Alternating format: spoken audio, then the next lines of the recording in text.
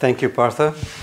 It's a pleasure to be here with some mixed feelings. As Partha said, it is kind of difficult to prepare a presentation like this, which is not really a research presentation.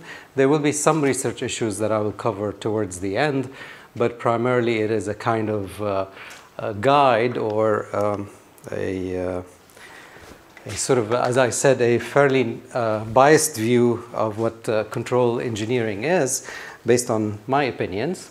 But I was, when Partha invited me, and I said it would be a great idea to do this, and as I was preparing my presentation, I was cursing Partha for having gotten me into this, because I hope that I will be able to say something that would be of use to you and you find interesting, but it is a difficult task.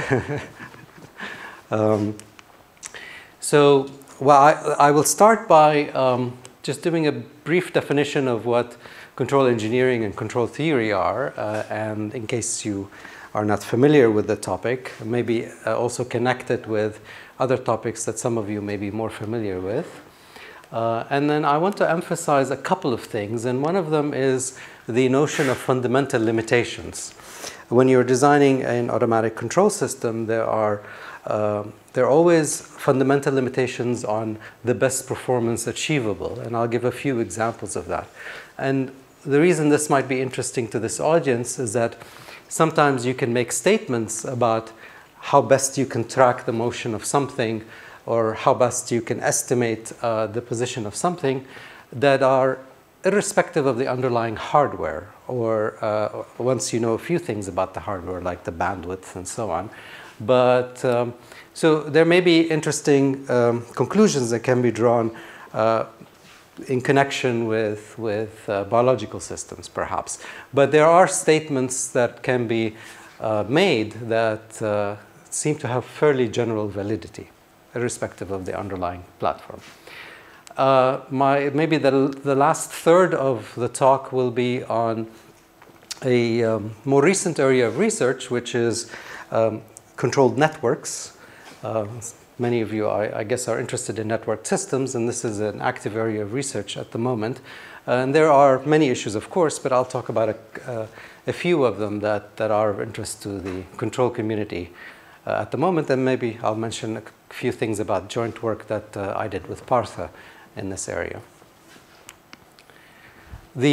Most of what I will talk about today is accessible through references. I have asked for and stolen quite a bit of material from the following sources.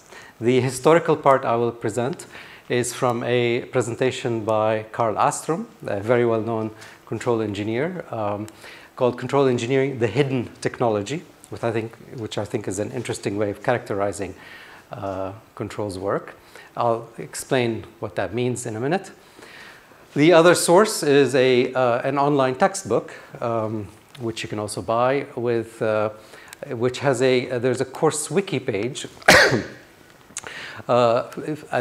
freely available on the Caltech website of Richard Murray, which is also, it's a joint book between Carl Astrom and Richard Murray. The idea of this textbook was that you should make this subject accessible to scientists who are not necessarily trained in the tools that control engineers are, which typically come from electrical and mechanical engineering. So biologists, physicists, and maybe with some success, maybe not total success. This book actually does present it that way. And then quite a few of the things I will talk about are from the work of John Doyle. You can also look at his website, which has quite a bit of material. And there are a few nice demos that I'll do from his presentations. And then some of it is actually my work with Partha and others. But these are the references. I didn't provide the actual links because they're fairly easy to find on the web. So let me very briefly give you a bit of history. Control systems originated in servo mechanisms, feedback regulation. It arose initially as a collection of techniques, maybe you can call them hacks, before people realized that there were some common principles that can be put together into a theory. And of course, this happened about mid-century, mid-20th century. The book Cybernetics by Wiener is very well known. At the time, there was an attempt to unify many concepts. Some unification attempts were successful, others were not. Some of you may be familiar with this. Later on in the 50s and 60s, there were attempts to sort of unify what was then called systems theory, dynamical systems theory, and control systems with automata theory, and sort of the systems with discrete state space. And those attempts persist to this day with, I think, maybe mixed, well, not a lot of success. But there were other attempts which unified tools from signal processing, communications, information theory. In some sense, those fields are really siblings of control systems. So the unification that failed was with the computation. With the yes, with sort of automata theory, systems that have a discrete state space with combinatorial aspects. In controls literature, they're called discrete event systems these days. The type of analysis and techniques you use are quite different in those systems than ones that have a continuous state space. And putting the two together, now the area goes by the name of hybrid systems, I think is still in its infancy. Yeah. Even though the idea of unifying them dated back to the there's a well-known book from the 60s by Kalman, Falb, and Arbib, Michael Arbib of computer science.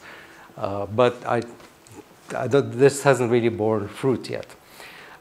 Dynamical systems from the physics literature and the applied math literature is another area that makes a lot of contact with control theory, and you'll see some of that. And then optimization, more recently convex optimization, also has a lot of contact with this subject. So very quickly, Carl Astrom has a very nice presentation in which he goes through the history of control. I'll spend 5 minutes on this because I think it's interesting to observe why the subject may not actually be very well known to many scientists, and there are a couple of reasons. It's widely used, and it's very successful as a hidden technology inside many, many devices, but one only learns about it if you're not a specialist in the field when it fails. Right? A flight control system fails, the regulation loop inside a nuclear reactor fails. That's when you hear about the failure of control systems.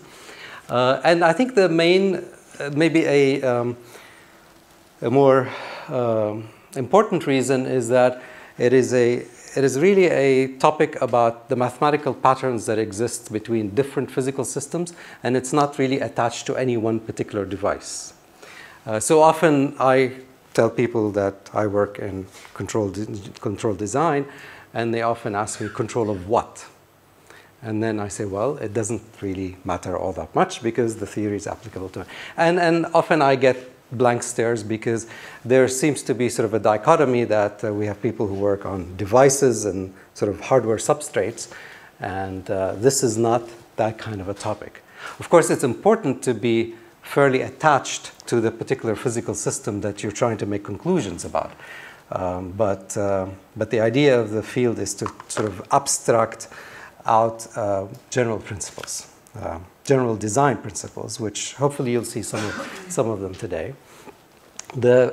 I guess the first really successful control system was the flyball governor, without which a steam engine would actually be very erratic, and that was I think 1788 is the date of the invention of the flyball governor.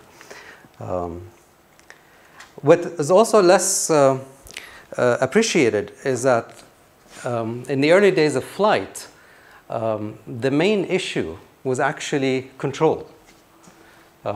This is a quote from Wilbur Wright. He seemed to regard that designing the thrust component, designing the lift surfaces was fairly well understood, but the steering and balancing and essentially controlling this flying machine was the difficulty. It's interesting that the first attempts to do an autopilot was Sperry's autopilot in 1912.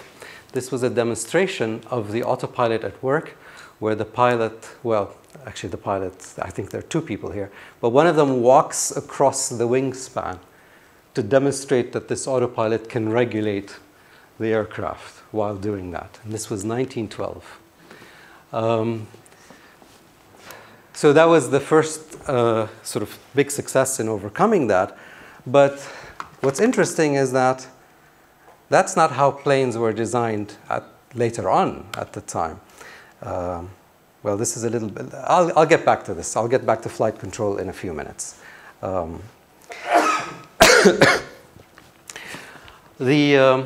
In the aerospace area, which has provided a big impetus to the control engineering field, the big impetus actually came with the space race and the design of control systems for these vehicles. And that was the birth and development of what's called modern control theory, or the state space approach, and made contact with the calculus of variations and optimal controls, and dynamical systems as well. So today we have a combination of techniques that date back to this age and the previous age, which motivated the first development in the theory. This was back in the 20s and 30s, the invention of the feedback amplifier by Black. And this is actually what made the long-distance telephone system possible. It was not possible to do that without these repeaters. And the repeaters were, well, the amplifiers of the day we had a very distorted frequency response. So many of you probably are familiar with the frequency response plots from sort of speaker specifications. And the feedback amplifier is a device that uses the principle of feedback, takes an amplifier that has a very distorted impulse, very distorted frequency response, but enough gain.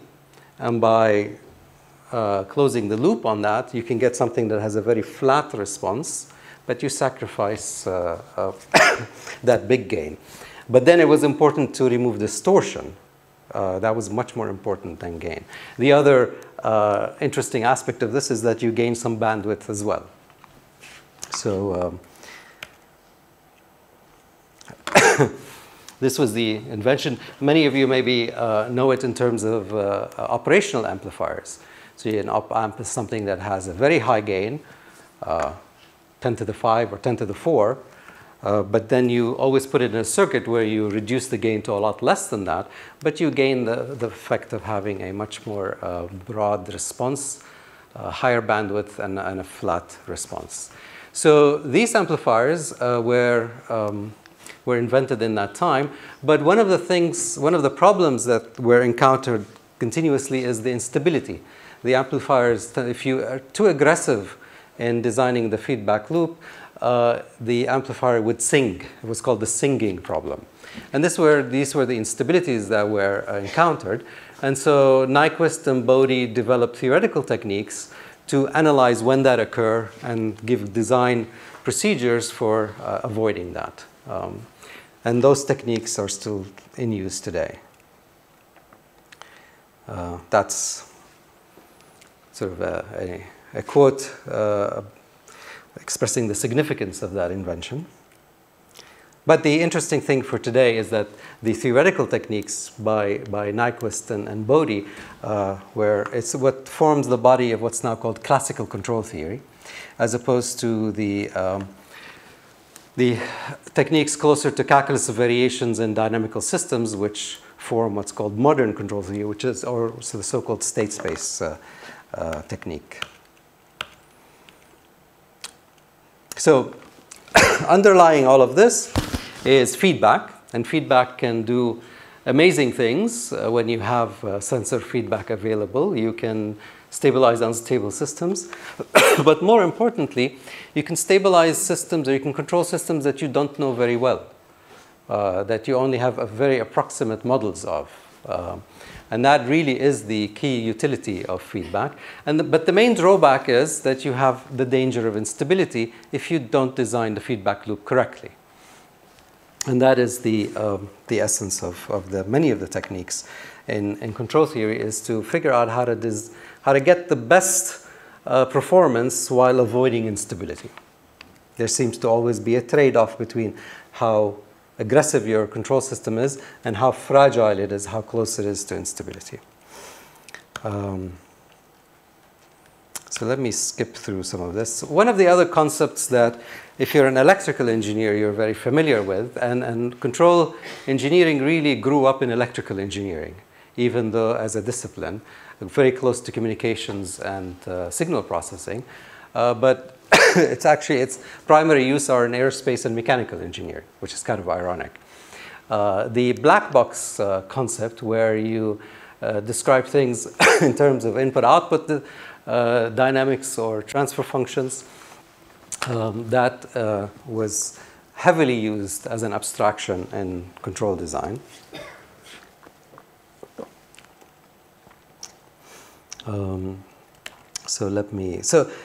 Just for historical reasons, actually predating Wiener's book, a lot of the techniques were summarized in this book by actually a physicist and a mathematician, and James Nichols and Phillips, who during the war worked in the defense industry, and after the war published their book, which became a standard reference in this area.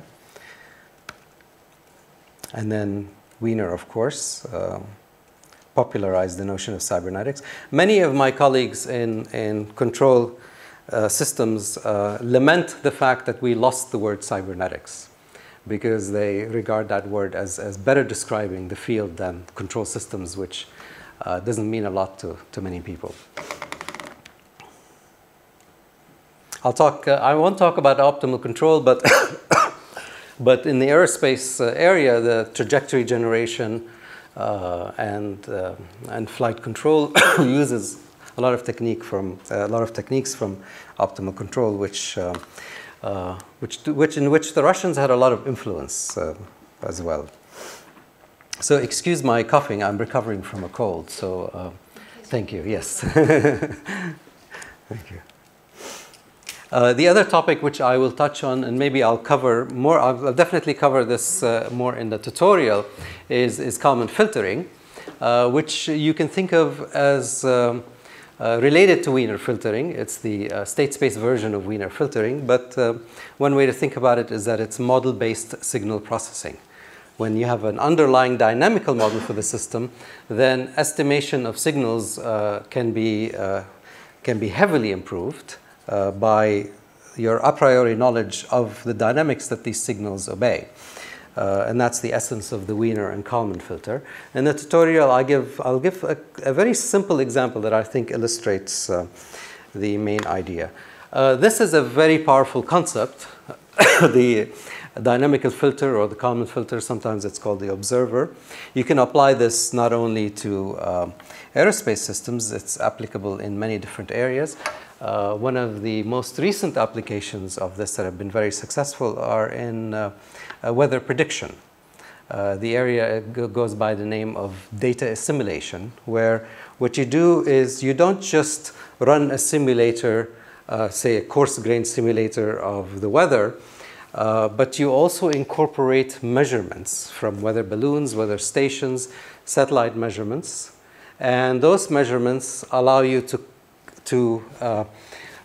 build basically a type of recursive estimator for the weather. And many of the advances in weather predictions that have come about in the past 25 years are actually due to the use of this technique. So I may say a few things about that in the tutorial. So I want to emphasize two themes. There are many issues that can be emphasized. My bias is to very quickly emphasize that what makes this field interesting is that it uses a common set of tools to handle many different types of dynamical systems, and one can be inspired by the connections that exist between seemingly disparate physical substrates. The other thing is what I mentioned earlier, which is that there are fundamental limitations. One way to think about them is that they're similar to the fundamental limitations that occur in, say, in thermodynamics. The genius of Carnot is that by some simple thought experiments, you can actually determine what would be the ultimate efficiency limit of any heat engine that converts heat to work, without actually knowing the details of how that engine operates. Similarly, there are sort of fundamental laws in information theory that tell you ultimate limits of performance. So I'll show you a couple of such laws in the design of feedback control systems. And again, the interesting thing about them is that they apply irrespective of the underlying substrate. So for the first point, the unified view, I show you here 4 different systems that are physically very, very different. Let me say a few words about the first one, which is the actually not power electronics. That's really the electricity generation and distribution system, which some people argue is actually the most complex machine ever built. If you think about it as an entire system of synchronized generators and devices connected by the power grid,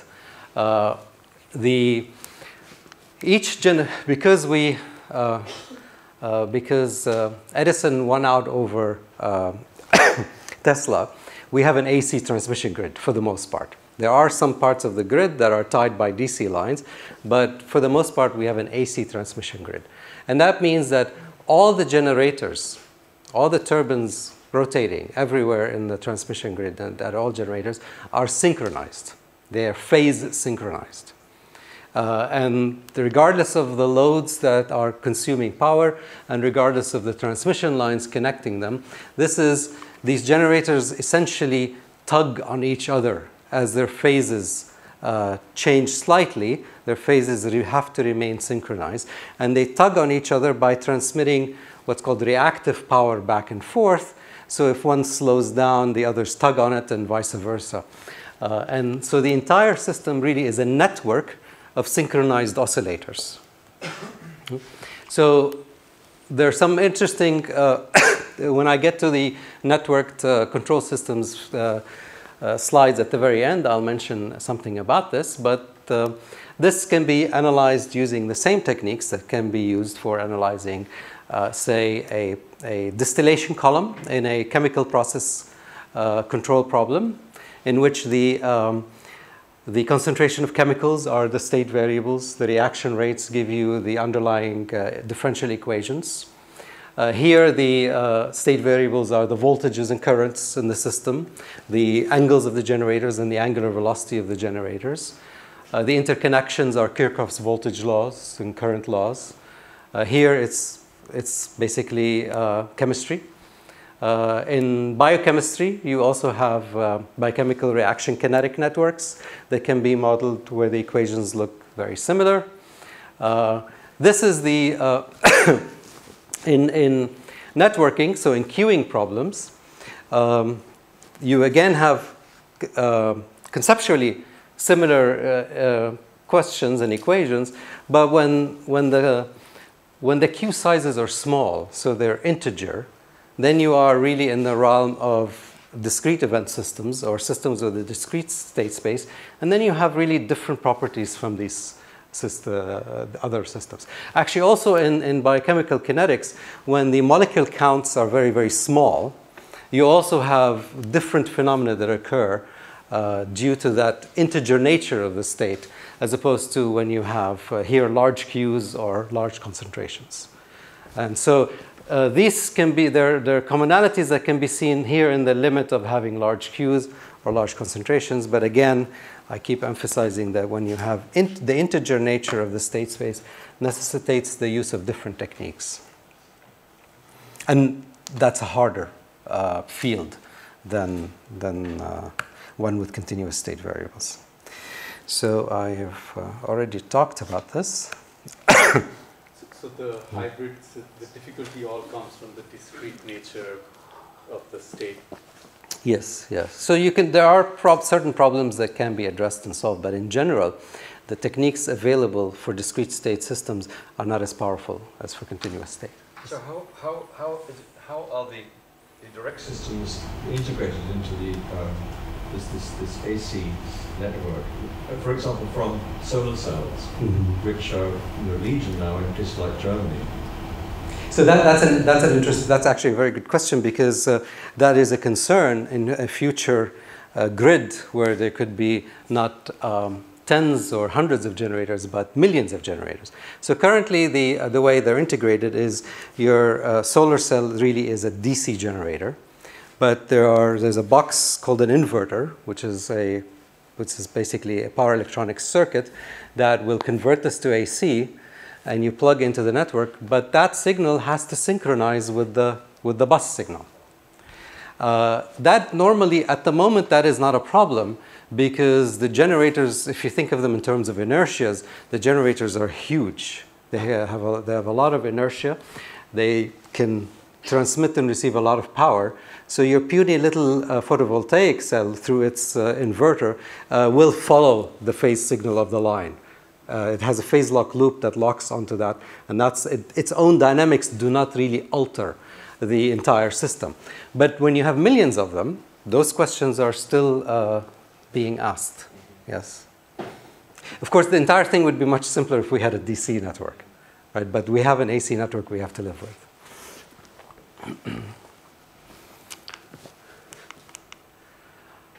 So design of any control system involves three things. You have to sense, so you have to decide on the sensors, and different sensors at different bandwidths, and that's an important consideration. You have to you have to choose the actuators, and that's always a cost issue, so choosing what actuators to put into the system. And then there's the calculation of the control law, which is the computational part. And often when you see a popular description of a control system, normally the sensors are mentioned, and then the actuators are mentioned, but the algorithm is usually ignored. So you'll see that, okay, you're sensing the concentration of something, you're changing that, and a computer calculates the best course of action, or something like that, right? So the choice of the control algorithm is quite important. In some cases, very simple algorithms, very simple rules are good enough. In other cases, it's not. So, in high performance, typically, if you want high performance, you have to design the algorithm very carefully. And if you don't, then you run into instabilities. You also want that system to be robust in the sense that it should tolerate variations. So if you are designing autonomous control system for a car, you want that to work whether you're on rough road or on asphalt, whether you have 4 passengers in the car or 1 passenger.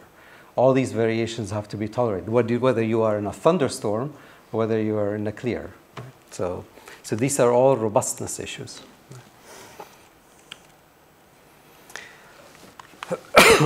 Here, very quickly, I'm going to mention, these slides, by the way, are from Richard Murray's course at Caltech, based on that book I mentioned. One of the things that's interesting about feedback circuits, and the reason why the feedback amplifier was very popular, is that if you design your circuits properly, and this is a very important point with the proper choice of feedback loops, you can tolerate a large variation in the component values. So you're designing an amplifier, and you could, if we could, depending on where that component is, you could possibly tolerate a 5-time change, 5 multiples change in the component value, with the response characteristics being only changed by a very small fraction. So that's one of the nice features of feedback, is the reduction of uncertainty. I'll say a little bit more about this interesting example of flight control in a minute.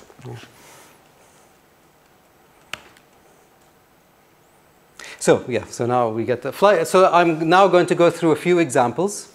Everything I've said so far has been generalities to sort of make some of these points more concrete. This is a slide from John Doyle. I kind of like that because these, I'm not sure if you can see that. Those are 2 unsuccessful attempts at biomimetics.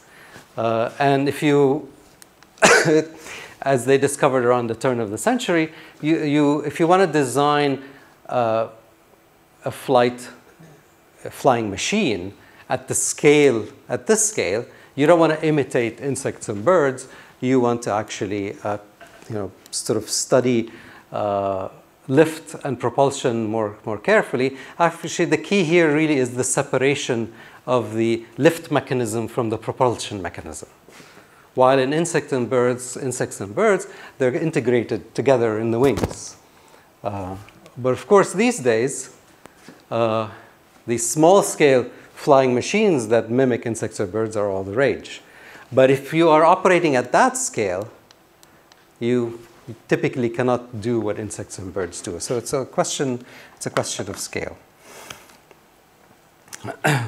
Now, back to the point that I mentioned earlier, that in the early days, these aircrafts were not aerodynamically stable.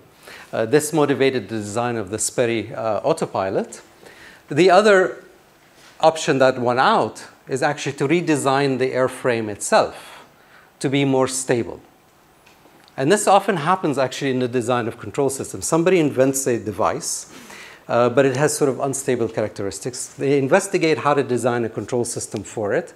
And in that process, they discover how to redesign the device itself so that it is more stable naturally without a control system.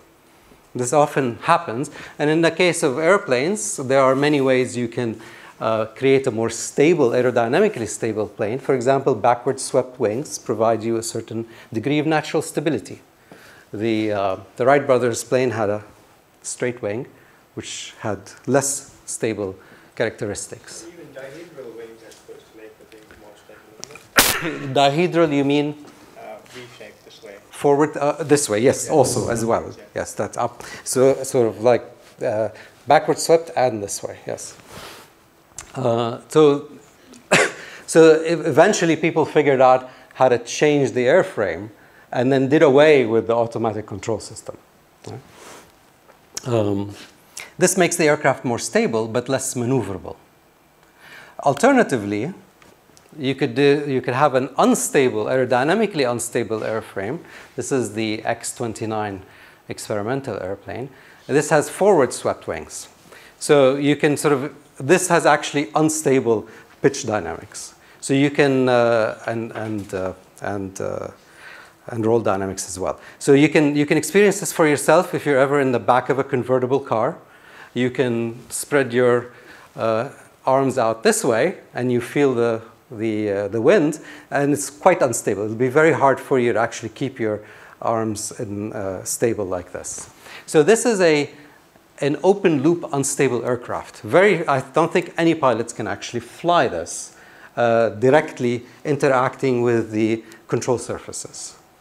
What you have to do is you wrap around a feedback control system, and then that's an inner loop, and then the pilot is in the outer loop controlling that. So you actually change the characteristics of the plane this way. What that buys you is that it gives you a very maneuverable airplane. This is extremely maneuverable, but dangerous to fly because the design of the control system here is very challenging. There are some inherent difficulties that were understood later on in the best achievable performance that you can have. So even if you design the best control system, there are still limits of performance. There are certain regimes you cannot go into, and if you go into, in this case, the wings are swept forward and also pointing down. Would that be right? I mean, exactly the opposite of. I believe so. I believe so. Yes. I'm not 100% sure, but I believe so. Yeah.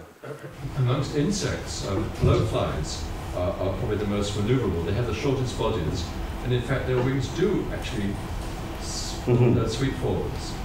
And presumably all these very, very complex control systems that I was talking about earlier this morning are to provide the, the immediate control of this unstable body. Yes, well, interesting, yeah.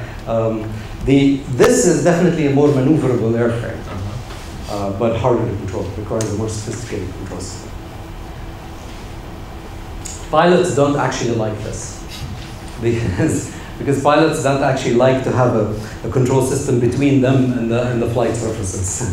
They like that total control. Yes, they like total control. So you can, if you had a very cooperating human pilot, this would be a great plane to fly, but they typically do not like this. Only very few of them do, but in general, yeah, in general, and this is impossible to fly without an intervening control system in between.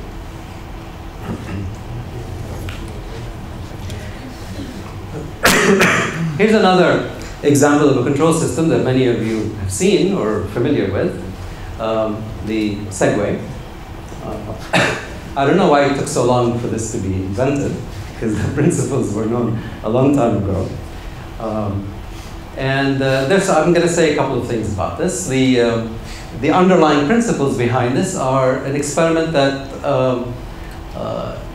exists in almost every undergraduate controls lab called the inverted pendulum. And it's typically a cart on wheels.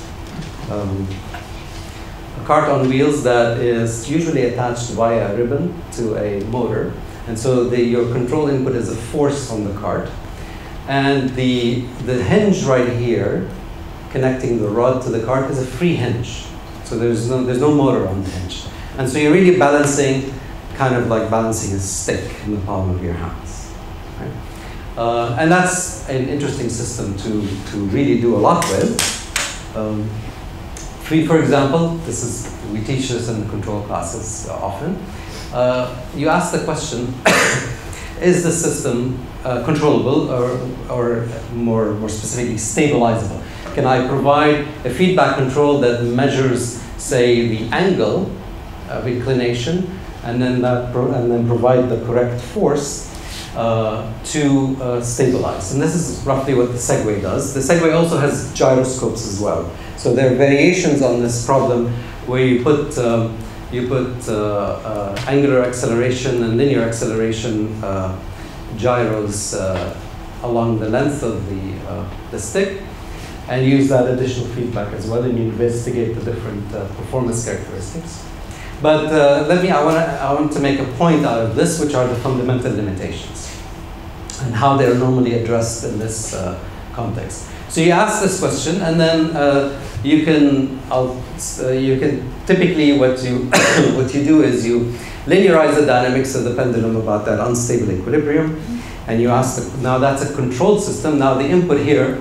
So this is standard notation in control engineering. U is typically the input. That's actually the force on the cart. And this X is the state. So in this case would be position and velocity of the cart, angular position, angular velocity of the arm. So there are force dynamical states. And then there's a measurement typically. But the question is the system controllable? There's actually a mathematical test. You form a matrix like this, and you check its rank. If the rank is full, then the system can be stabilized. If not, it cannot. That's called the controllability rank test. Here's an example. So there's actual calculations. Maybe in the tutorial I may revisit those. Again, the state variables are position of the cart, angle of the arm, their velocities. The dynamics are written this way in terms of parameters of the system. The output here, there's always an output equation, which is, in this case, the position of the of the. I don't think this is. Are we trying to control the position of the cart or the No, position no. of the pendulum? Well, you could do it either. You could pose either problem, right? And so, and you may have different answers. Yeah. So in this case, I guess the output is the position of the cart. Yeah. And you have to check a couple of things. So I'm only telling you half the story with controllability. Controllability actually answers the question: if I measure all the states, can I control? Can I stabilize? Right. And then there's a dual question, which is observability. If I measure only the cart position, can I stabilize all the states? So those are two different questions. Okay. And so here, let me just look at the controllability question alone. You can check the controllability matrix here, and you can show that it has full rank. So indeed, this system is controllable if you measure all the states. That's the only question it answers for you here. So you measure, you have to measure the position and velocity of the cart, the angle, and its angular velocity. Here's the reason I'm going through this example is for the following one. Here's another system. So imagine the human acrobatics involved if I give you two sticks in the palm of your hand and I ask you to balance them. Do you think you can do that? So and imagine an initial configuration like that. One stick is tilted this way and the other stick is tilted that way. And you can't actuate both of them, you can't actuate them separately. The same force is applied on the cart which joins them. And what's your guess? The way I've drawn the diagram, with equal masses and equal lengths, the answer is no. However, if there's a difference in the masses or the lengths, the answer is yes. That test that I showed you will say yes, it can be controlled. And so it's very difficult for you to come up with the rules of thumb for the controller. Right? So if you start from I wish I had two sticks. So if you start from a position where they're inclined differently or oppositely, which way do you move? This way or that way? It's not clear. Right? Turns out that what really happens is that because they have different lengths, let's say keep the mass constant and they have different lengths, so they fall with different time constants. The time constant is related to the length. Right? And stabilize the shorter one first. If you actually run the simulation, you can maybe, for certain initial conditions, deduce that, but it does something that sort of meshes the two together. And so, yeah, you can stabilize. You can think about forming. What you're trying to do is write the control algorithm, write the code to doing it, and then the question is, okay, you stabilize the short one first because it will fall faster, and then. But how long should you pay attention to that before you switch attention to the other one? Right? Right. So, I give this as an example of how at some point your human intuition in designing the feedback laws will fail, and then you have to use sort of the mathematical techniques. However, I also want to illustrate another point here, which is you should be uncomfortable with this, because what if the lengths were close, were not equal, but close? The test tells you it is controllable, but your intuition says it must be a hard problem, right? And indeed, that actually turns out to be true, because controllability really should be viewed as how difficult is the control problem, right? So if I design a feed, so even in this case, when they're unequal, I design a control system. How can I measure its performance and quantify it and determine how difficult is the control problem? So if you do that using the concept of what's called the controllability gradients, which describes controllability as in terms of shades of gray, roughly speaking, you can ask the previous question, is the system controllable, differently by saying, how large of a control signal do I need in order to stabilize, subject, say, to disturbances of a certain size? That's a more quantitative question, and if you ask it this way, you find that as the lengths and the masses become close, you actually have that measure go to infinity. You will need larger and larger forces in order to control. And in fact, this is a very difficult experiment to build. Because even though you have controllability, and even though you can build them with arms that are significantly different, you really need very precise motors. And you need belts with no slip or backlash in your gears, so that because a small amount of that will actually make the system unstable. Technically, this system is controllable for any number of arms attached to the mass. I can put 10. As long as I make them all of different lengths, the system is controllable. But you see the absurdity of now thinking of controllability as a binary notion of yes or no. Yeah? So all of these problems assume that the track is infinitely long and you can go forever in one direction. Yeah. So they're always right. Also, the motor providing that force will have a limit on the amount of torque it can produce. Yes. So you run when the problem says you need to use very large forces to return or to stabilize certain initial conditions, that means you've already exited the region of attraction if that force is beyond what your motor can supply, for example. But if you can put a big force, you need a shorter track. Yes. Depends how you design it, actually. Yes, because you could put in a big force and have large oscillations. Yes. Yeah. So there are many weights in this problem. Yeah. So the fundamental limitation here comes from the degree of comes from how much disturbance you can tolerate, or similarly, what the limits are on your actuators. Here's another familiar control system. And the limits here come from a different source. So this is the noise cancelling headphones.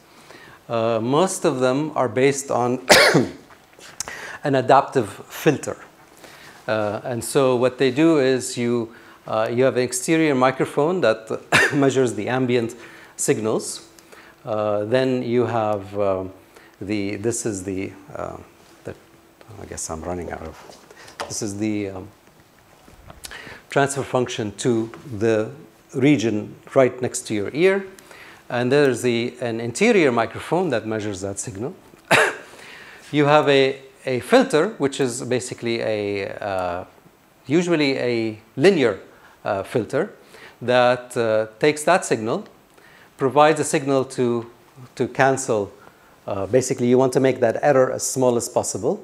But the filter has parameters that have to be adjusted. You can't just design it for every possible situation. And the way the parameters are adjusted is by taking that error signal. And the controller here really is a kind of, you may think of it as a sort of a gradient descent algorithm for selecting the parameters, let's say here, A and B, that determine the filter. So think of the filter maybe as a two-tap filter, for example, like the ones you presented yesterday. And the parameters are to be chosen.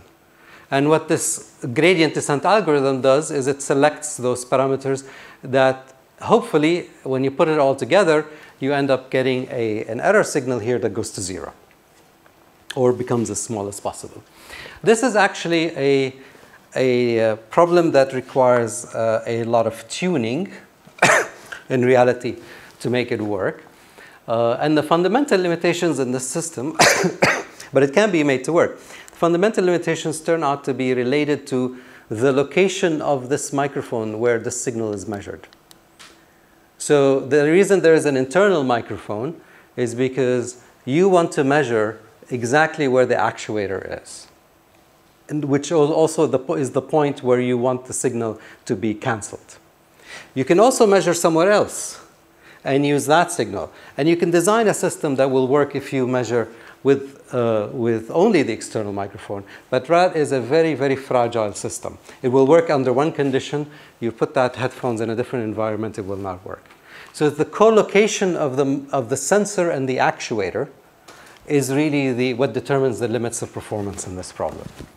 Typically, the closer they are, the better the performance. And one can actually prove that precisely in certain problems. Here's just an example. This is the signal measured by the internal microphone when it's off, when the feedback system is off. Here's the system when you turn it on, the signal when you turn it on, and you can see a reduction in the noise, in the power. What you see on the right-hand side are the parameters A and B for that run of the filter parameters as they adapt. And so they adapt and they do limit to something in the steady state. And those are the best parameters, according to that algorithm, for reducing the noise signal. So it takes a fair amount of time for it to settle down. 150 seconds? Mm-hmm. Is that representative of what you get in the Bose noise cancellation headphones these days? I don't know if this data is for Bose, but there are, I've gone through enough of these to know that they're very different. Yeah. The Bose are actually by far the best I've tried, but some of them are not very good. Yes. I didn't think and it took that long. This is a tunable, the speed of adaptation is a tunable parameter. You can make this faster, but the price you pay is that the process of adaptation itself may become unstable. This is adaptive control systems were big in the 60s for flight control. It's because they were simpler to code, and they provided the initial promise of adapting to different flight conditions. But there was a famous crash which occurred in an experimental airplane in the 60s due to the algorithm itself, and the instability in the adaptation rule was discovered later on after the crash. And that sort of put the lid on the use of adaptive control in flight control systems. Okay. Here, this is not such a critical application. If the filter fails, it's not that critical. So people experiment with these quite a bit. So it went back to being non-adaptive? Yes, flight control systems are now what are called gain scheduled. So you design a whole family of controllers for different flight conditions, and depending on the flight condition, your altitude, your speed, and so on, you use the controller designed for that regime. Oh, and each one of those is guaranteed to be stable.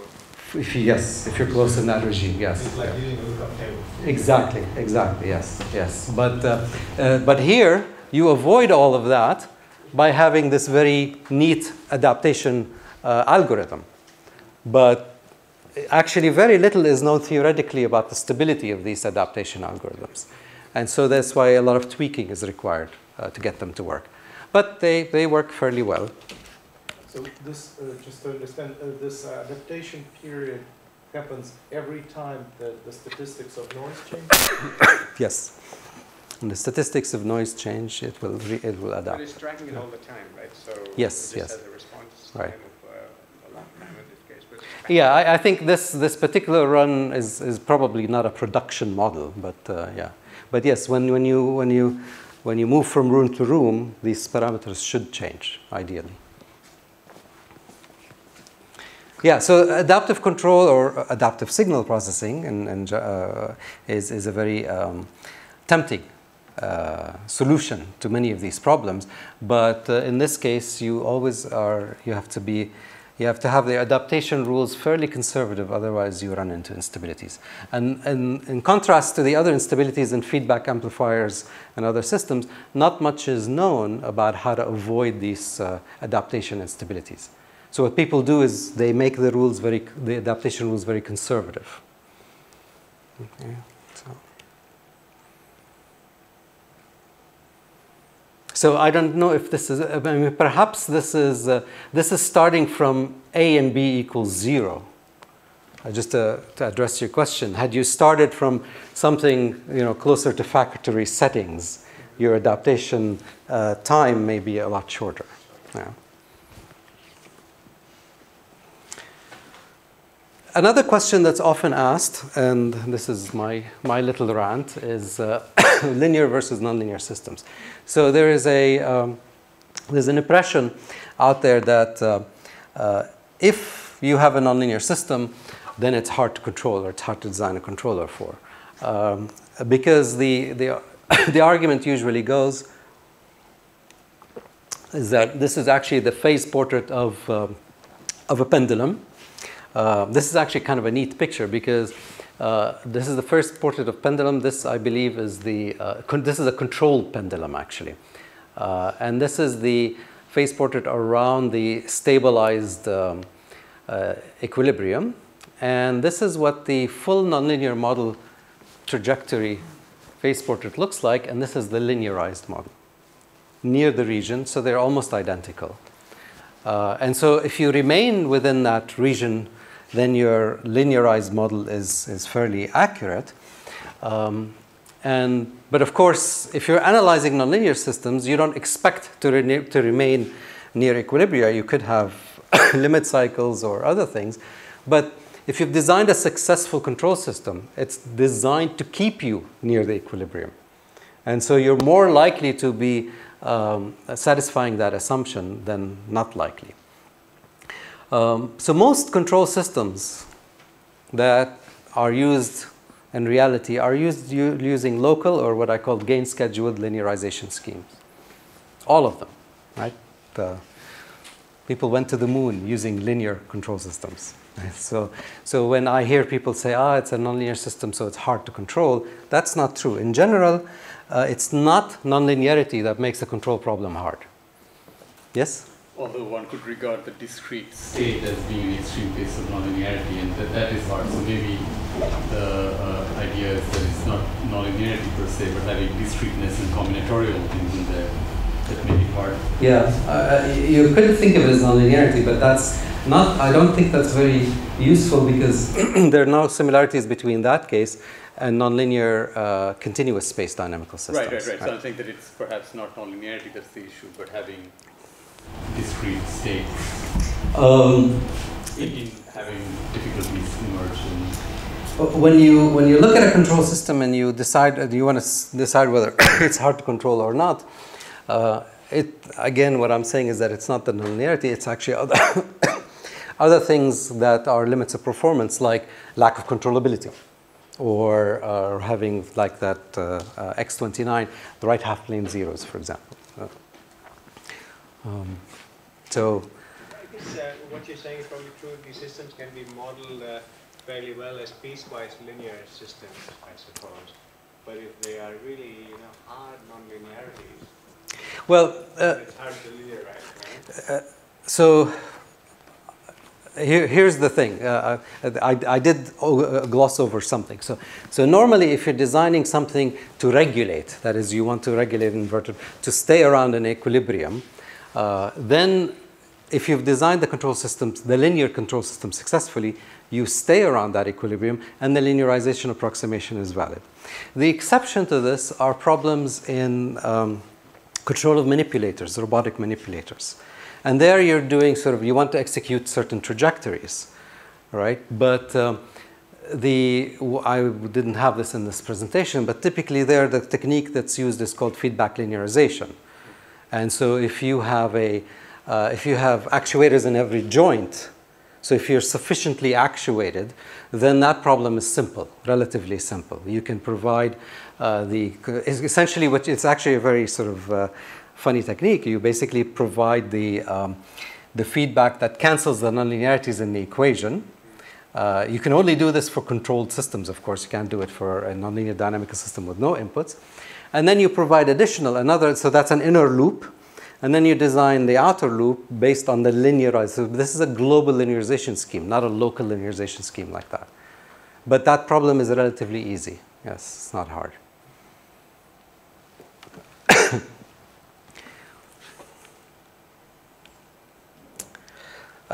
So let me illustrate a couple of things about the inverted pendulum, about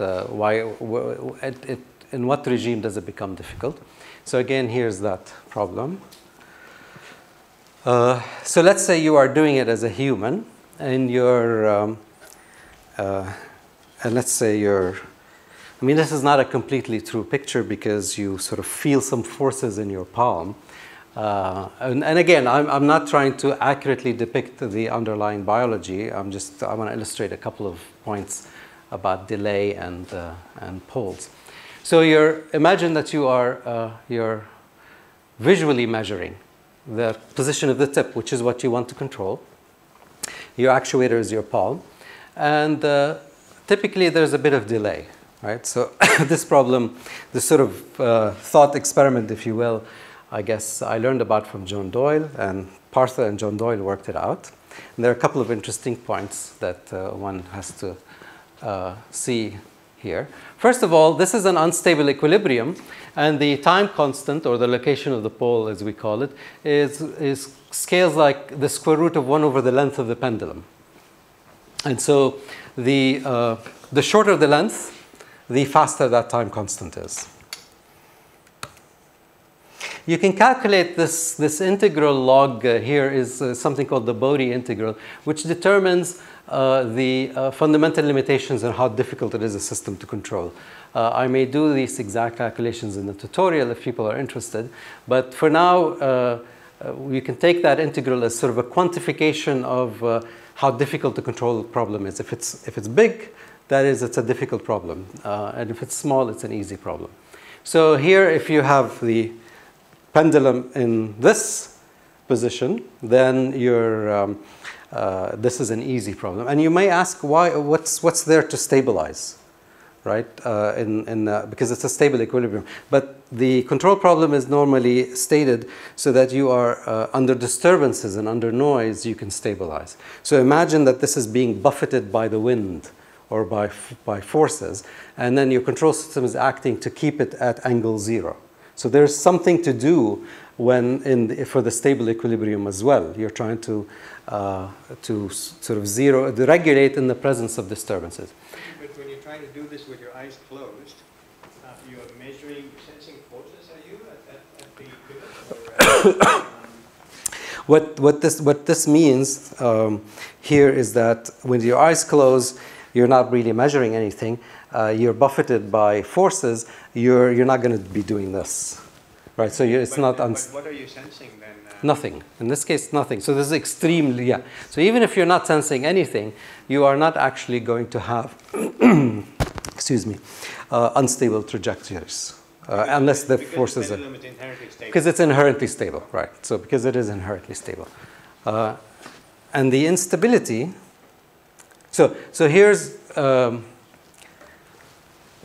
If it's a short pendulum, you could see that that the time constant becomes faster, and I'll show you what the effect of the delay is. So these are two different cases, changing the length and changing the delay.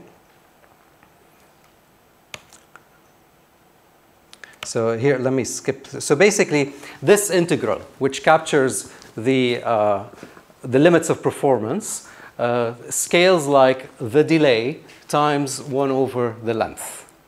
So if you have more delay between the measurement and the control, that's an inherent delay in the loop, meaning the controller cannot act faster than that delay tau.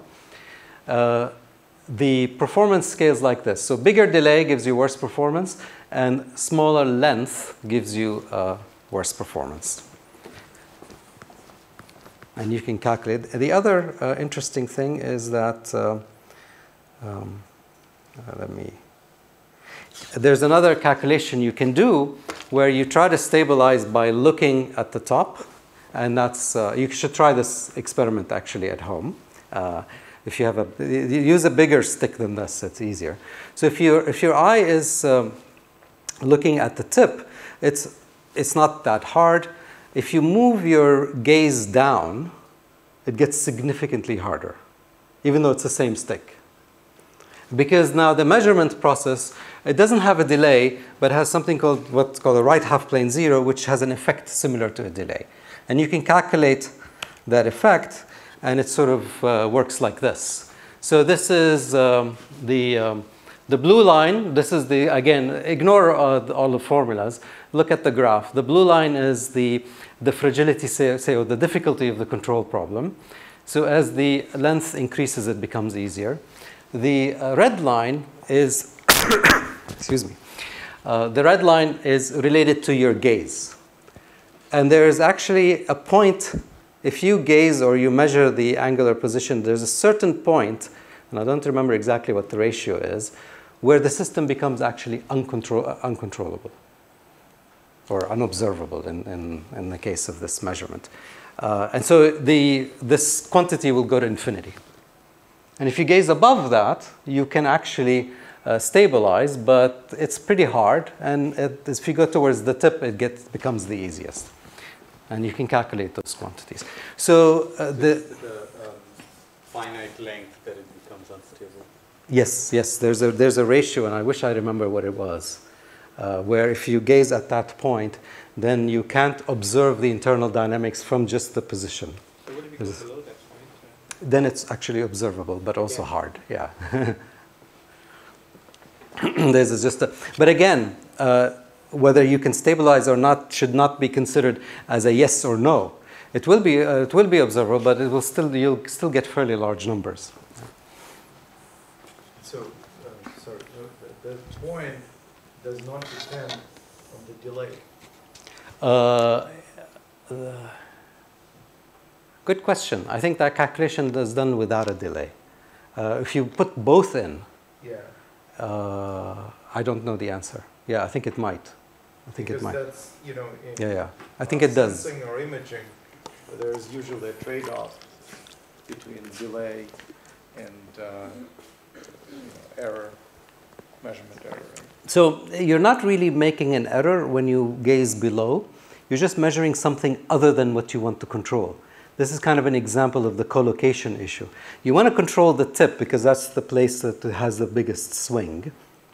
But you're observing somewhere else. But it is proportional, isn't it? It is proportional, but it's intuitively hard to understand why it works this way. Yes, I mean, this is one of the problems with our field, is that you do a calculation for something like this and you can show the numbers, and then you can do an a posteriori sort of intuition. See, I would have thought that as you shift your gaze down, all that would happen is that the error signal becomes smaller in magnitude, right? Because, I mean, it's a signal-to-noise ratio issue, yes, yeah. But that's maximum failure, but it's not. You could interpret it that way. What you can calculate is that as you gaze lower, your problem becomes harder. But I wouldn't expect a total breakdown at a finite distance like that, and then a recovery. Yes. When you go further down. That's very counterintuitive to me, anyway. Yeah. So this also happens if you install an accelerometer on the stick. There's also, but with the accelerometer, the place where you lose the stabilizability property is somewhere else other than direct object, because you're measuring accelerations, and so it works differently. Wait, are you saying that this point, the divergence happens when you get to the point on the stick which doesn't really displace, because it moves one way, it moves the other way, so there is some point which remains stationary? You could find an initial condition where this interpretation holds, yes. But it's not as general. Well, so what it is that there's a mode, if you will, an initial condition that becomes, that's a good interpretation. There's an initial condition where there's a state or a combination of states that is no longer controllable, and so you can actually that's exactly the scenario. So there's an initial condition that you start from, because remember, stabilizability means stabilize from any initial condition. But there's an initial condition where the motion is such that the measurement is zero. Therefore, you cannot stabilize that initial condition. Yeah. Maybe it is. I may be confused because the other situation where you measure accelerations, it happens at a very strange point, maybe a third from the way up. But yeah, maybe it happens at the center of mass, I think. Yeah. I've learned not to make quick conclusions about these things. But I think I've given you enough intuition about it. Here's just one example. Partha apparently coined this. Here's an example about the effective delay as well, which is try to move your hand and try to gaze at it. It's hard to do it. You see sort of a fuzzy picture. Yeah. But instead, keep your hand in the same place and move your head while looking at, say, one of your fingers. I can track much more accurately that way. And so the claim is, and I basically. I don't know enough biology to back this up, but the claim is there's a much better connection between the gyroscopes in your head and the control system for the eye than the sort of visual system. So that's again an example of the delay. We're giving you the fundamental limits of performance. Yeah, usually they say that photoreceptors are very slow. There is, 70 milliseconds before the signal gets out of the photoreceptor. 20 milliseconds of the photoreceptor and 20 milliseconds scattered down the optic nerve. And so you were just joking that wiring was really important and this was an important behavior. Right. Your visual cortex should be in the front of your head. Well, no, because you have to go through the LGN first, and it's in the middle of It should it. also be After that, you can go in. It's a different circuit. It's the super-elliptic. Yeah, that's true. I'm glad I've stimulated this discussion. I'm not a great believer in the wiring linearization argument that evolution changes, things slowly get stuck in. An interesting thing to think about is whether by designing a machine vision system for tracking, whether you will have the same limitation.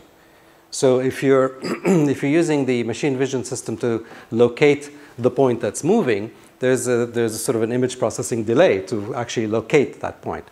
While if the camera itself has gyroscopes mounted on it and it's moving, can you use the gyroscope signal to actually correct the location signal much, much faster than you could through simply the pure vision system?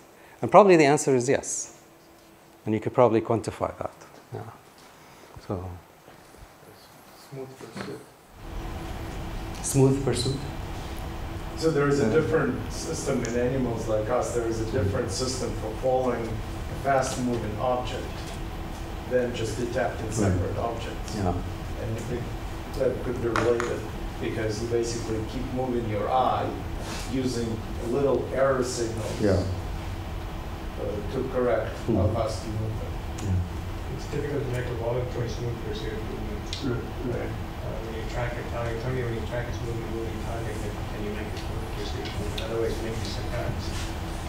Actually, I just didn't think about this till now because this question would be these jitter correction mechanisms on digital cameras. And the question is whether if they use only image processing techniques, then they're quite cumbersome. The question is it would be interesting, somebody must have looked at this. If you have gyroscopes on the camera, then the question is and I think the image stabilization, sort of the expensive military grade ones have gyroscopes on them because they're pointing. All right. Yeah. Right. I mean, I didn't invent the example, people knew this stuff, I pointed it out, but people did use the VOR to build stabilized cameras. Do I have time to go through this, or? Yeah. It'll take another 10 minutes, perhaps. 2, right? Yeah. You still have time. Yeah. Okay. So let me tell you about a few issues that occur when you put a lot of control systems in a network. And this is a fairly active area of research at the moment, and I'll only discuss a couple of examples related to our work, which you might find interesting. So a while back, the idea of automating the freeways in California gained a lot of funding. This was back in the 90s. This was the California Path program. And a lot of California state funding went into mostly Berkeley to fund research on this idea of automating cars on a freeway so that you don't have to build more lanes. You simply have to have very tight control of, say, a train of vehicles. There's a virtual train. Get the human driver out of the loop, which is the cause. The human behavior is supposedly the cause of many of the throughput issues. And then you can actually have larger throughput through the same number of lanes. In the end, it is less expensive than building more lanes. It was sold to the politicians that way.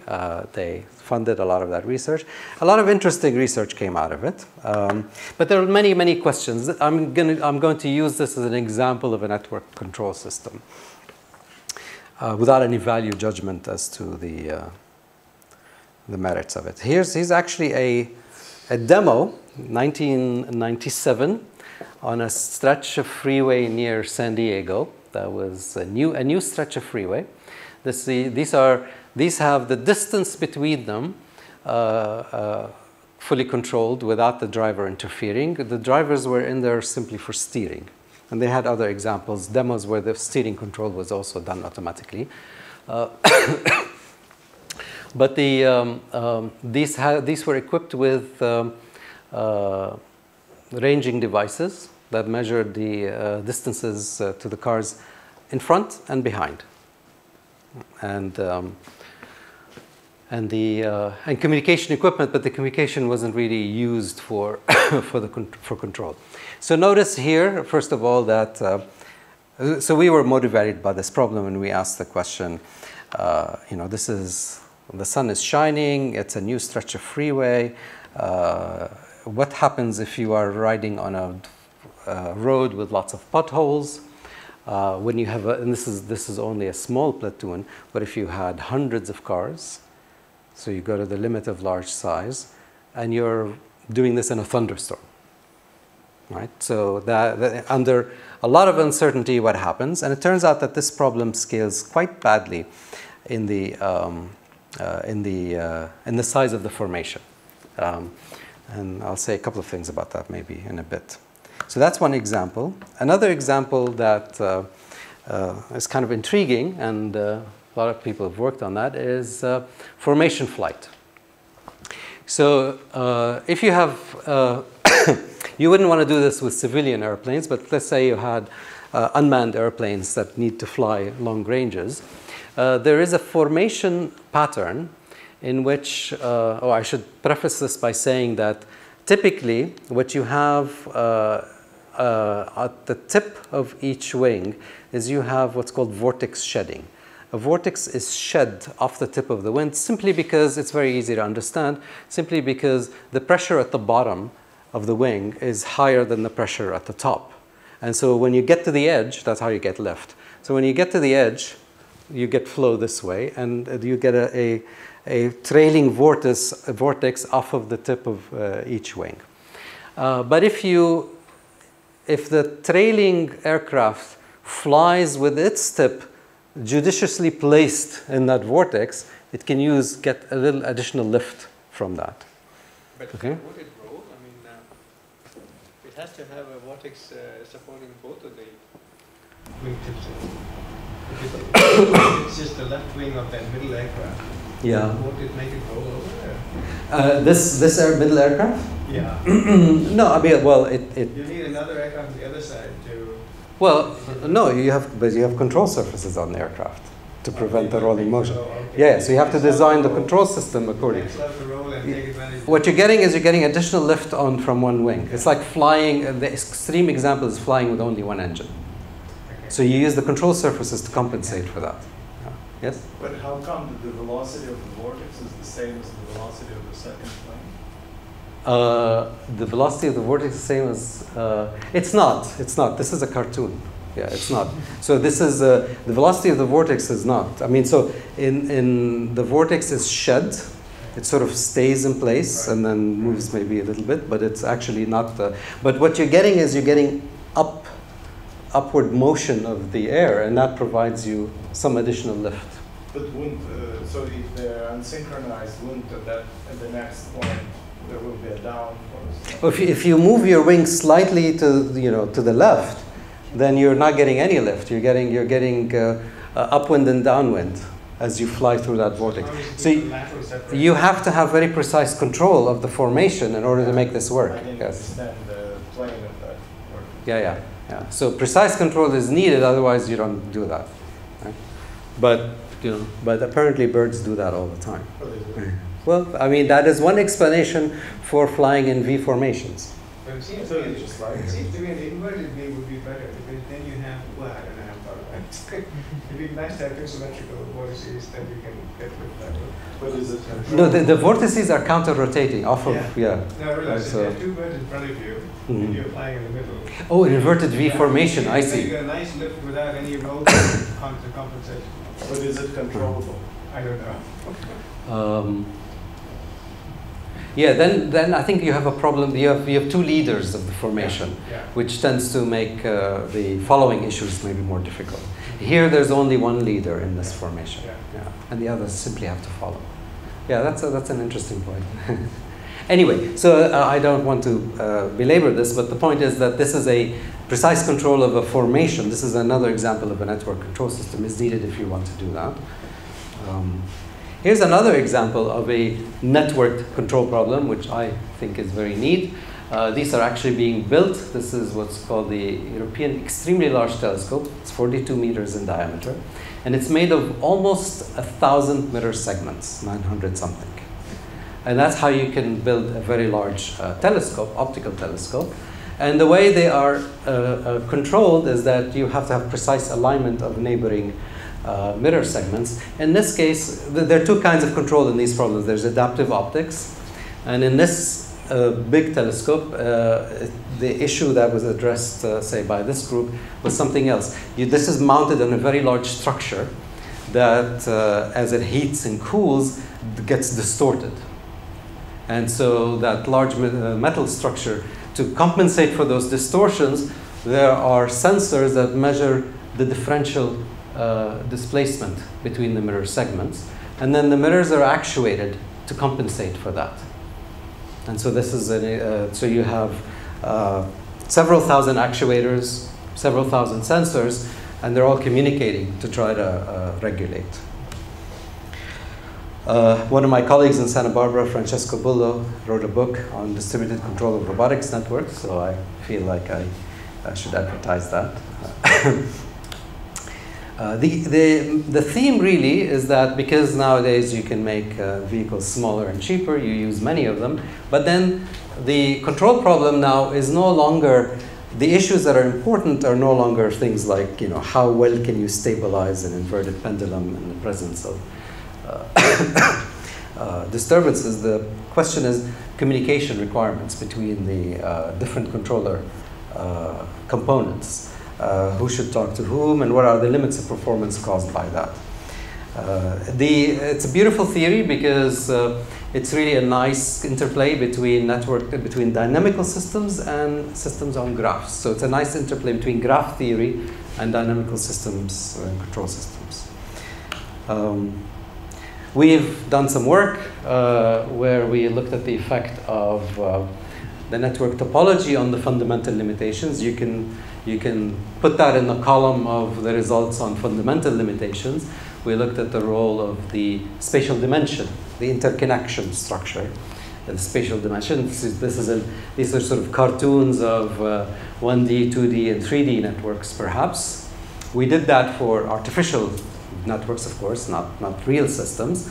And then we asked the question, when can a large formation resemble a solid, basically like a crystal lattice? So, for example, in the platoons problem, can everybody move on a grid and have that grid be a rigid grid?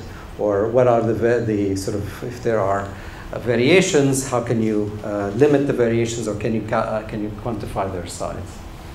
And then it turns out that this is very similar to statistical mechanics problems of harmonic solids. This was Partha's insight that these were connected, these problems were connected, and then there's a whole lot of areas in which you see this connection between between the dimension, the topological dimension, and whether short-range interactions can lead to long-range order, as the phrase goes in the physics literature. In the controls literature, the equivalent phrasing would be, with only local feedback, only neighbors communicating, can you actually have a tight formation? And the answer depends on the details of the dynamics of the nodes sometimes, but the answer typically is that for dimensions 1 and 2, the answer is no. you need global feedback in order to get a tight formation. But in dimension 3 and higher, you indeed can have long-range order with only local feedback. Right? So that's in some sense a limitation result on the connectivity of the network or the shape of the topology of the network. So we say, for example, in a herd of buffalo, so you have short-range interactions are sufficient to maintain stability of that semi-solid? The 2D problem is a little tricky because according to this result, it's not possible, but the scaling is much less severe. Remember, these are all, so the result typically would say that for dimension 1, as you have sort of the stochastically perturbed network, the quantity that measures the variance scales like the size of the network, like n. For 2D, it scales like log of n. So much slowly. So you could have a herd possibly of thousands, and log of m is still a very, very small number. But if you have Avogadro's number of elements, then you should worry about log of m. Right? But yes, for actual formation problems, that may not be an issue. Yes? But is it clear that this is exactly a correct analogy? Because it's a rough analogy. Yeah, because the condition for long-range order seems like an overkill for a problem, cars on the highway. We didn't use this. Because, you mean in terms of size? Right, well, long-range order is when you can predict the position of an atom, 1,000 atoms away, precisely. But for cars, that's not... We were inspired by this, but we didn't use this theory. The answer is the same. The answer is the same in terms of dimensionality independence. The exact quantity we calculated was look at the car as cars at both ends, look at the position difference, it should be whatever number times the slot length, and look at the variance of that quantity. And then it scales like the n, the size of formation in 1D, and it's bounded in 3D and higher. So if you look at it, it doesn't do this. But what is the practical difficulty if the cars were doing this? Well, it can blow up, right? No, it doesn't. The variance is bounded, but it scales like n. The difficulty would be that if you have a large formation, the point of the exercise to begin with is to have a tight formation, because then you can assign it a small section, small moving section of the highway to increase throughput. But if it undulates like an accordion, you need to give it a much bigger section, and so it beats the purpose to begin with. Yeah. So in the 1D case it scales like n, and the 2D case you said it scales like log n. In the 3D case, what is it? Bounded, independent of n. Oh, I see. Yes. Yeah. So. Yeah. And this is related to many problems like return times for random walks and many diffusion in d dimensions and so on. There are lots of connections. Yeah. So, but again, the limitation here occurred not because of the details of the spring constants do not matter in these results, right? Or even if you put dampers or other active elements, that didn't matter. What mattered is the topology of the network.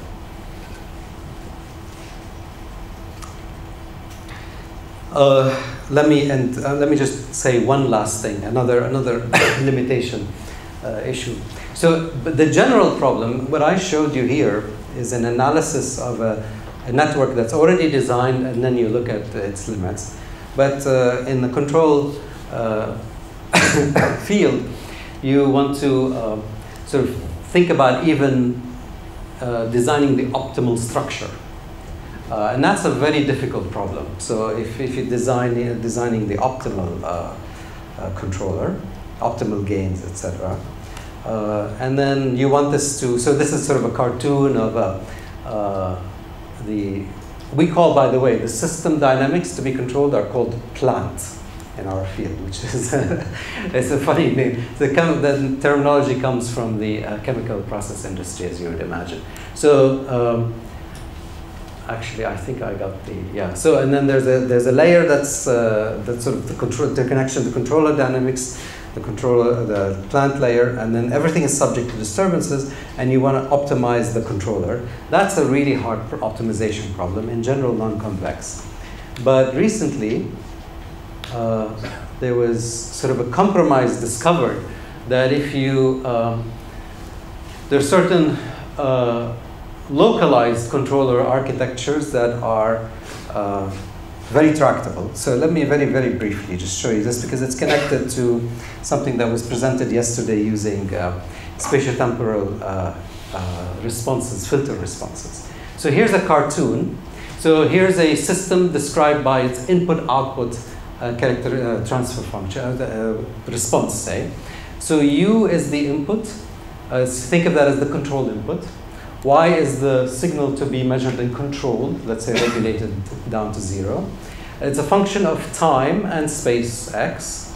And a general translation invariant, time invariant characteristic is given by this spatiotemporal convolution. H is the impulse response of, if you will, a filter or a dynamical system. U is the input, Y is the output. The support set for this impulse response tells you something about how rapidly effects travel in this system, the spatially distributed system.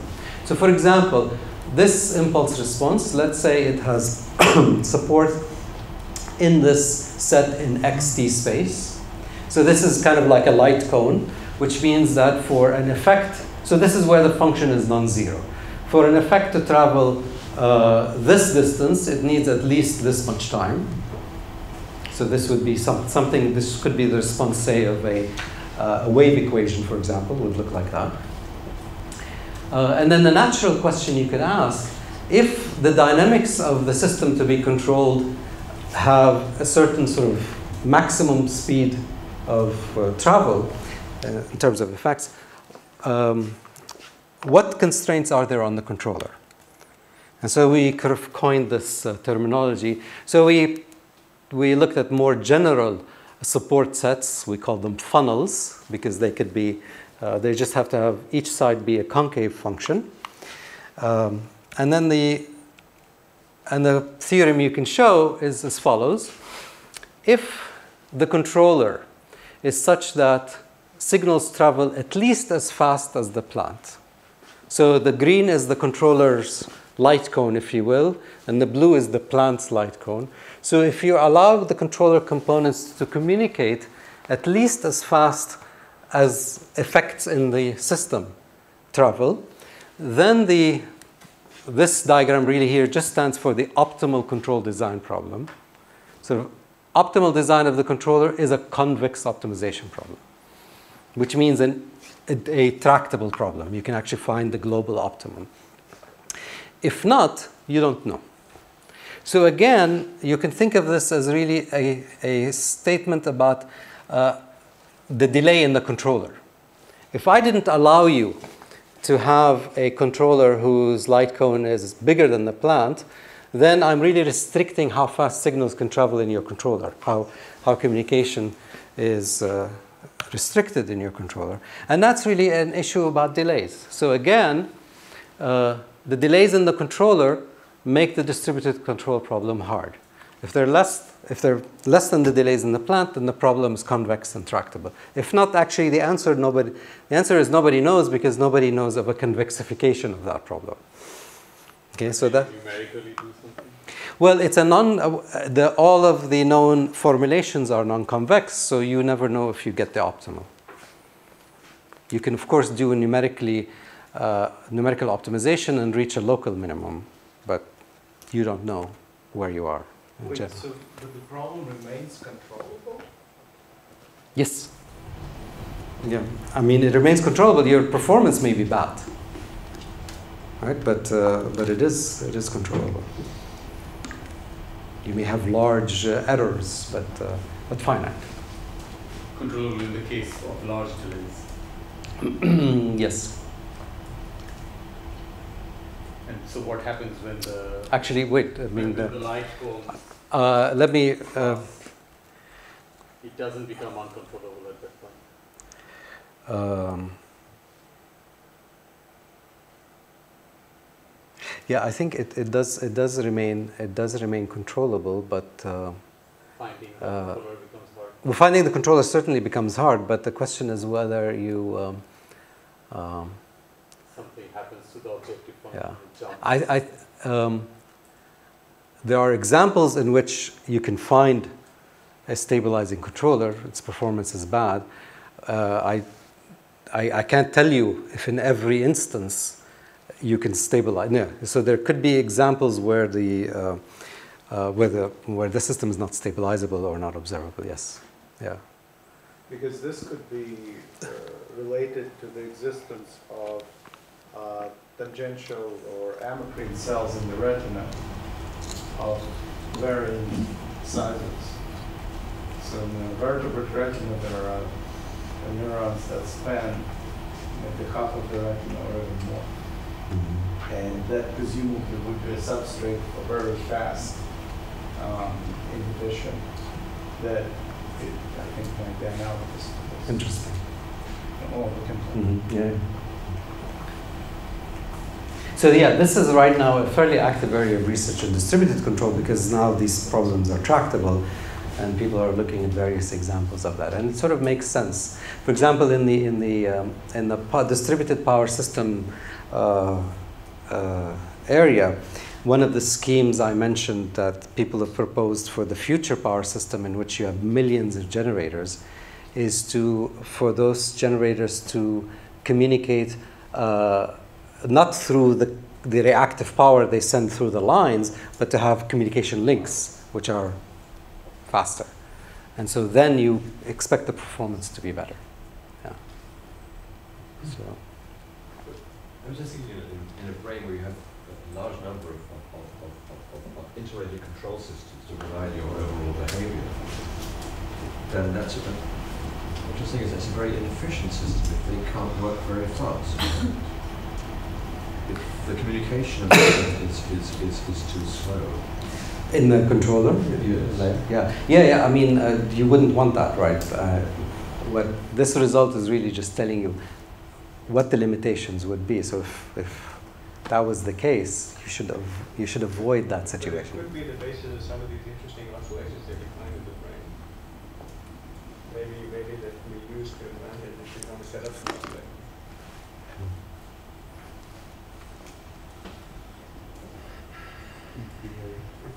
Entering lunch discussion. Well, this is my last slide, so I think I will end here. People have questions? Can I ask one quick question? Sure. So extending, the formation to 4 dimensions, which of course is abstract. I mean, I don't know if you could think of X, Y, Z in time. But in 4 dimensions, would you expect even better performance? I mean, you're saying in 3 dimensions it's bounded. In 4D, what would happen? This is one of the Gedanken experiment. It's not only a Gedanken experiment because the same formalism applies to the. Actually, let me show you. So, for example, this could apply to these could be algorithms on a computer, in a computer network, and the interconnection structure could be 4D or higher in a computer network. Another example. Let me show this very revealing set of equations. Here, I didn't include those in my talk, but this is for generators in a power grid. The deltas are the generator angles, and these are basically coupled oscillators, right? And so they're coupled through the through the network. And now that's an electrical transmission network, and the interconnection is not necessarily a mesh, but something else. It's probably not 4D, right? Unless you could really make it a non-planar network and make it 4D if you want. But there could be other examples in which you could have a 4D or a 10D network. And for example, in distributed computation algorithms, you could have those kind. But in vehicles, no. Yeah, in vehicles, it wouldn't make sense. So the answer to that 4D question is that the errors or the fluctuations. It's bounded, and the constant gets better with dimension. So it gets lower. No, yes. Lower. Yeah. These are all asymptotic results, right? So yeah. So it's still bounded, but yeah. So is this what only published? Yes. So this actually is appearing. Funny enough, you should say that it's appearing this month in the transactions on automatic control. I should mention one thing that one more thing is that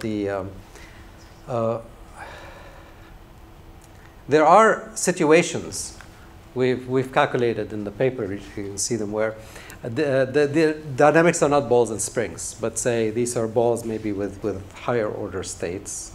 So the nodes have more complicated states, and the interconnection is a certain way where it takes dimension 5 to have bounded variance. And so you can concoct various examples where the critical dimension is not 3, but something else.